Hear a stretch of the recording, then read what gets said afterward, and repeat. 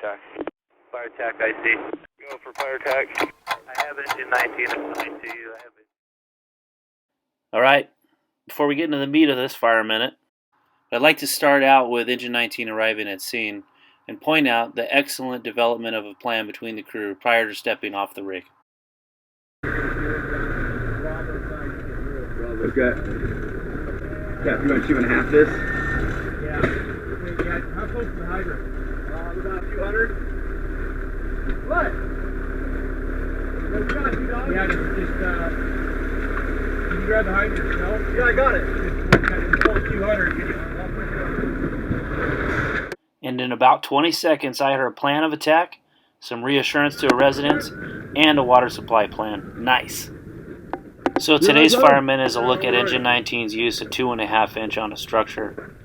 And part 1 featured engine 12. This is part 2, but it can be viewed independently of part 1. This part has some different talking points and methods of transitioning from large hose to small hose, as well as going from a defensive approach to going interior. Here, I got you. Now let's hear from Caleb Sato and Sean Murphy, who are on engine 19. Yeah, and right here, out of the gate, we hit the alpha side really, really good. And then once we started getting good knockdown, I started communicating to Caleb.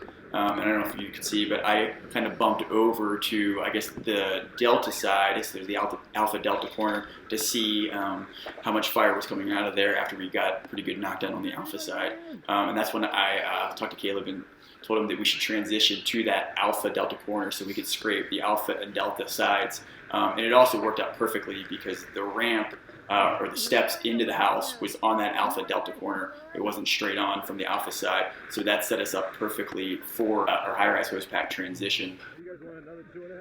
And so we pulled 2.5, and when you listen back to the earlier part about the cab, when the captain called 2.5 quick attack, we knew exactly what that meant in terms of we'd done this drill before where we have a large fire.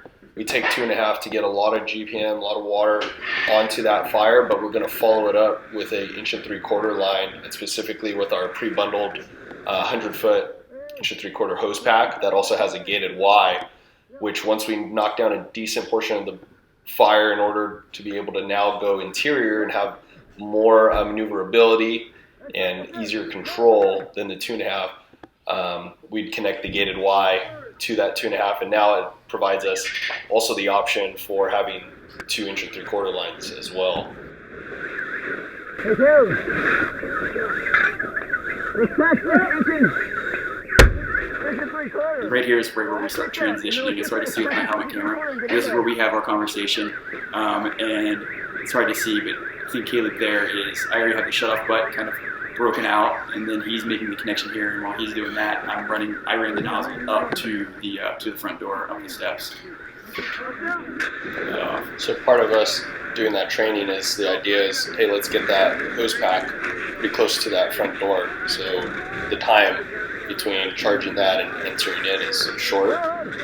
In this particular instance, we got pulled back, and so that delayed us because we had to restructure flaking the hose again after it had already been flaked out.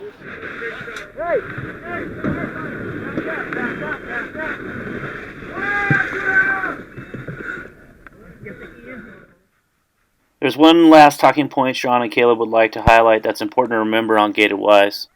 The concern or the thing that needs to be taken note of is you now have multiple ways that the line can get shut down from the 2.5 shutoff butt as well as the gated Y. So those need to, priority needs to make sure that those get tied off, whether it's by that first in crew or that second follow-up crew that should be aware and see, hey, they've transitioned. We need to tie something to the open position. Thank you, Caleb and Sean, for sharing the info and some valuable lessons learned.